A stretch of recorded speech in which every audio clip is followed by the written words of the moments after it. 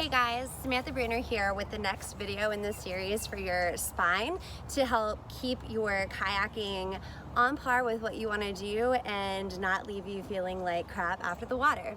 So just to kind of recap, we've been talking about the fact that different joints need to be either stable or mobile. For instance, your neck needs to be mobile, your shoulders need to be stable, and now we're on to your thoracic spine or your mid-back, which needs to be mobile. As kayakers, we tend to have very stiff T-spines, thoracic spines, mainly because we're leaning forward a lot whenever we're kayaking and we're kind of like just stuck in this position. A lot of our rotation is with our hips and with our core, but our shoulders and our spine and our mid-back is locked in. So even though it gets some rotation, most of the work comes from here. So we've got to give that thoracic spine a lot of love, especially this time of year, because that's what's going to help your rotation and your play boating. So the more mobile you are in your thoracic spine, the better rotation you'll have when you're trying to learn tricks or throw tricks or whatever. So and it will be a lot easier on your back afterwards. One of the other benefits that you get from this is you actually get to breathe better and take big deep breaths. So as you're working into these exercises, you may notice that it may restrict your breath for a little bit, and that's just because you're not flexible enough in that area or mobile enough in that area in order for your lungs to fully expand. So afterwards, you'll find that you will be able to breathe better. You're gonna need a few things for this. One, you'll need a band for a couple of exercises, and you'll need your paddle. Other than that, you need your mat. And we're gonna focus more on mobility. I'm gonna show you a couple of strengthening exercises, but like I said, even though it's important to be strong, it is very important to be mobile in this area. So let's start with the paddle. You've seen me do this before, probably if you saw my fitness videos with Jackson last year, but we're gonna take your paddle behind your neck. Arms can be here, they can be here, whatever's comfortable. Feet are about hips width apart. Your hips are gonna stay straight forward, so don't let the hips move very much. We're gonna start by dipping side to side. Your heart stays forward and open. The tendency, because we're tight, is to not only dip to the side, but you wind up just coming forward a little bit. So the arm that's pointing to the sky, keep it pointing to the sky, not in front of you.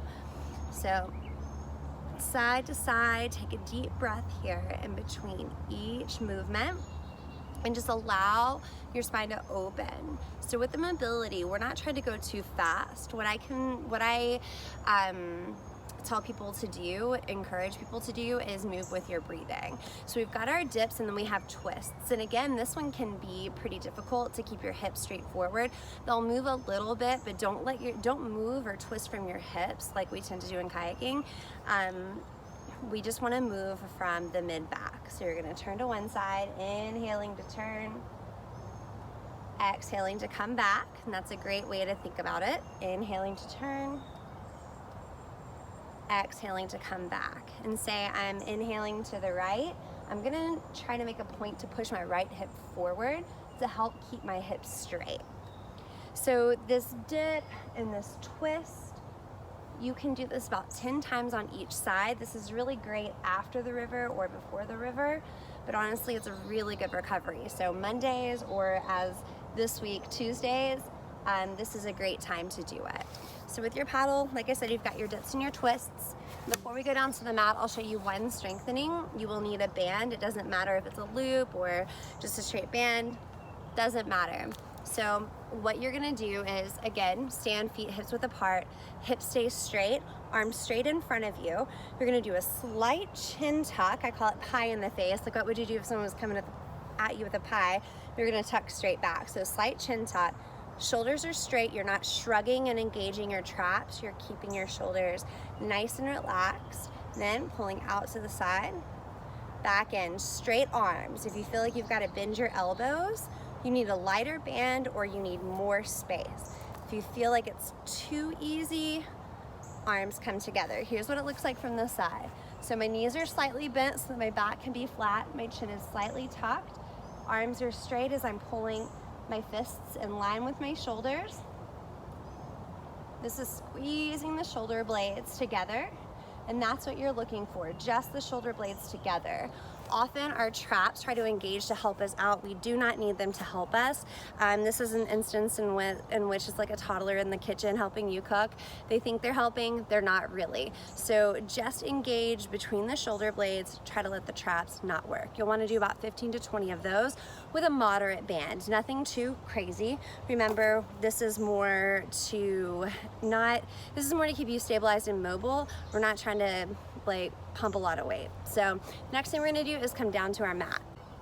So next I'm going to show you 2 strengthening exercises, and again it's more stabilizing and it's going to be a lot for the shoulder blades because that's what we're working around, and then I'll show you 2 mobility exercises. If you take anything away from this video, please take the mobility stuff, the paddle, dips and twists, and then the last 2 exercises that I'll show you. What we are going to do is start face down on our mat. If you want to, if you have a lot of neck issues, you can roll up a towel and place it on your forehead because you won't be using your palms, but that's just going to allow you to keep some stability. So we'll come face down. I'm going to move my head to talk to you at first, arms straight out to the side and a T, thumbs up to the sky. So forehead is on the mat. You're literally just lifting a few inches off of the mat for 5, 4, 3, 2, 1, and down. This is not a big movement. This doesn't take a lot, so you shouldn't be trying to arch your back or use your neck or anything. It's literally just a tiny movement between the shoulder blades. You want to do this 10 times, holding for a count of 5. If it's really easy, add a 1 or 2 pound weight with it. It can be it's deceivingly difficult. The next thing you're gonna do is take it to a 45-degree angle, a Superman. Same thing. Thumbs are up. Forehead down on the mat. You're gonna lift for 5, 4, 3, 2, 1, and back down. You're gonna lift. Think about pulling the shoulder blades into your pockets. And again, it's only a few inches off of the ground. Anything more and you're using your back, and we're trying to focus just on the shoulders. 3, 2, 1, and down. So doing that a few times a week will definitely keep you nice and strong. So the next thing we're gonna do, hands and knees. One hand comes to the back of the head. I'm using my left hand. You're gonna take your left elbow towards your right elbow. We're gonna move that guy. And then you're gonna inhale and open, taking your left elbow to the sky. So here's the thing, is if you feel like you're stuck here, this is how high you need to go. Don't force it into here. You will get there over time. So again, tucking the elbow down, inhaling, elbow lifts to the sky. Take some time to get that rotation. This will be likely the tightest part of your body. Your hips will be the second tightest part of your body. So this isn't something that happens easily if you've not been working on it. And you'll switch to the other side, do about 10 to, you can do about 10 of these. Again, inhaling to open, exhaling to come down.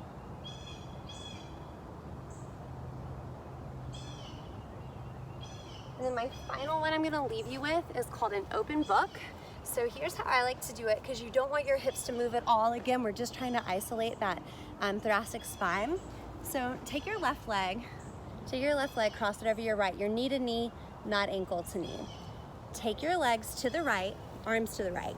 Now here you may need a little bit of pillows depending upon your neck stability and how it feels. Left arm will open on an inhale and close on an exhale. Your gaze will follow your finger. So as your hand comes up and over, your gaze does. And again, if you get stuck here, that's where you stop. If you can keep going, keep going. You may not be able to touch the ground at first, and that's totally fine. Inhaling to open, exhaling to close, and then just to walk you through the other side. Right knee crosses over the left knee, knees fall to the left, arms out to the side. Inhaling, opening the right arm, gaze follows the right arm. And again, the knees crossing each other helps prevent the hips from opening with you. The hips open, you don't get as much of mobility work here. The hips are open, the T-spine doesn't open.